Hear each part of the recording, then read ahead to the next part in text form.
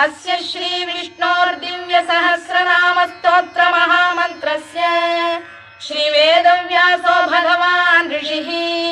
अनुष्टुप् छन्दः श्री महाविष्णु परमात्मा श्रीमन्नारायणो देवता अमृतांशोद्भवो भानुरिति बीजम्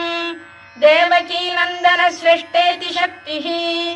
उद्भवः क्षोभणो देव इति परमो मन्त्रः शङ्खबृन्नन्दकी चक्रीति कीलकम् शार्ङ्गधन्वा गदाधर इत्यस्त्रम्